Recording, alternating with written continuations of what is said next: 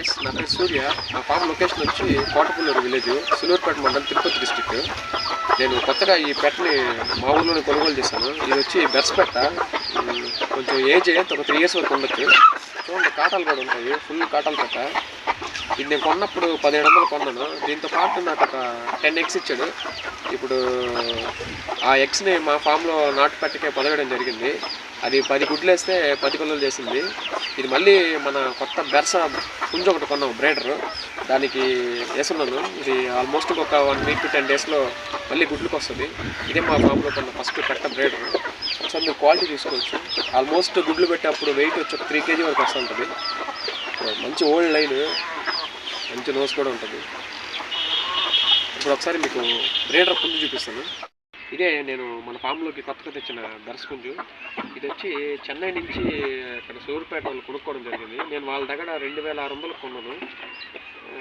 Wait approximately నేను కొన్నప్పుడు 4 kg ఉండింది. ఇది నాకు తెలిసి తమిళనాడులో వాళ్ళు బ్రీడర్లుగా వాడుతూ ఉంటారు. తీసుకొచ్చినప్పుడు ఫుల్ పెద్ద పెద్ద కాటాలు ఉన్నాయి. ఒకసారి దగ్గరకు వచ్చింది. నేను మన ఫామ్లోకి వచ్చిన తర్వాత బ్రీడింగ్కి వాడాలని చెప్పి కట్ చేసాను. దీనికి కొంచెం అద్దలు కూడా ఉన్నాయి, చూద్దాము.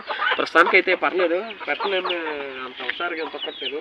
కొంచెం ఫీడింగ్ కూడా తగ్గింది. అంటే వాళ్ళ ఫీడ్కి మన ఫీడ్కి చాలా తేడా ఉంటుంది కాబట్టి వాళ్ళంతా గాబులు వేసి పెంచుతూ ఉంటారు. ఇక్కడ మన దొడ్లోనే తిరుగుతూ ఉంటుంది.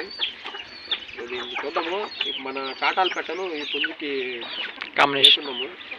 చూద్దాము ఎట్లా మంచి పిల్లలు దిగుతాయో చూద్దాము. పుంజేమో బాగానే ఉంది, ఓన్లీ బ్రీడింగ్కి అయితే ఉపయోగించుకోవచ్చు. పెద్ద హుషారేం కాదు, బట్ తక్కువలో వచ్చిందని కొన్నాను. ఇవన్నీ చెన్నై సైడ్ ఈ పుంజులు ఎక్కువ కామన్గా దొరుకుతూ ఉంటాయి. ఇప్పుడు మన బెర్స్ పెట్టకి పడిన పిల్లలు నేను కూడా నాటుకోళ్ళే పెంచుతాను ఇంటికాడ. నా దగ్గర ఒక 20 పెట్టలు, ఒక పచ్చకాకి బ్రేడర్ ఉండేది.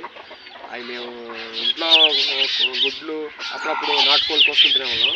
ఫస్ట్ టైం బ్రీడింగ్ చేసి పిల్లలు తెచ్చుదామని ఏదో తెచ్చాను.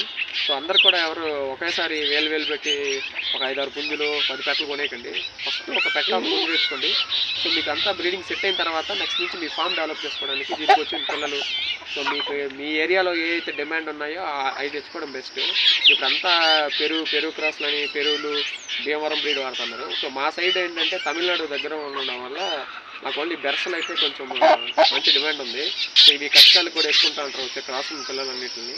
చూద్దాము. మా ఫామ్ అయితే ప్రస్తుతానికి ఒక పెట్ట ఒక పుంజుతో స్టార్ట్ చేసాము. ఇంకా ఫ్యూచర్లో ఇది ఎలా చూద్దాము. త్వరలోనే మేము ఫామ్ వేద్దాం అనుకుంటున్నాము.